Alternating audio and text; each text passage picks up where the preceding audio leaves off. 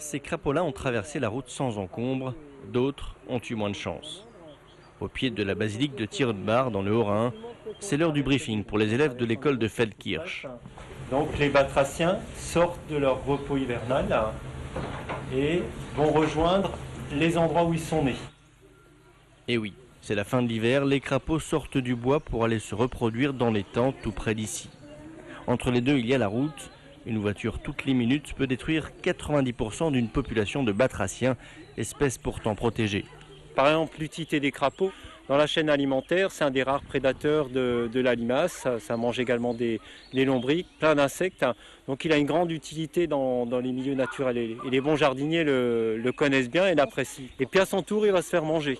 Il va se faire manger quand il est dans la mare, mais il va se faire manger aussi ensuite quand il est à l'extérieur. Donc en Alsace, il y a des cigognes, mais il n'y a pas que des cigognes, il y a le héron, il y a le putois, il y a plein d'autres animaux qui ont besoin aussi des crapauds pour s'alimenter. Pour éviter cela, la brigade verte du Haut-Rhin met en place le long de certains axes des filets pour empêcher les crapauds de traverser. La plupart longent la barrière et se retrouvent pris au piège dans les seaux installés dans des trous. Donc là, on a surtout c'est des femelles. C'est visqueux et tout mou.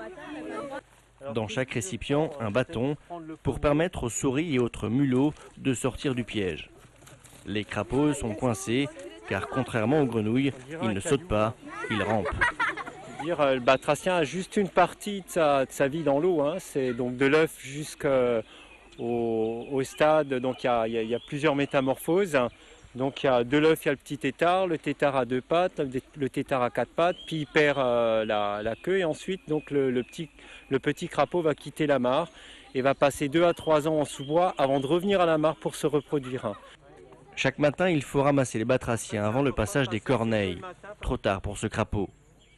Jour de chance en revanche pour nos petits écoliers qui découvrent un autre genre de batracien. Une salamandre, c'est rare. 2, c'est exceptionnel. L'expérience est fructueuse. Oh, qu'elles sont belles! Alors aujourd'hui déjà c'est du concret, c'est vraiment illustrer ce qu'on apprend en théorie en classe. Donc là le sauvetage des batraciens, c'est leur montrer qu'il faut préserver les espèces en danger, respecter la vie et puis être sur le terrain, c'est très important. C'est une expérience dont ils se souviendront je pense toujours. Le crapaud mâle, il faut le dire, est un fainéant. Il se fait souvent porter par la femelle jusqu'au lac. Donc on arrive à l'étang, c'est le milieu où ils vont donc se reproduire, où ils vont pondre. Donc on va les relâcher. Bilan de la récolte, plus de 150 crapauds sauvés et 2 salamandres. C'est encore le début de la migration. En plein pic, il peut y avoir jusqu'à 800 batraciens ramassés sur ce site.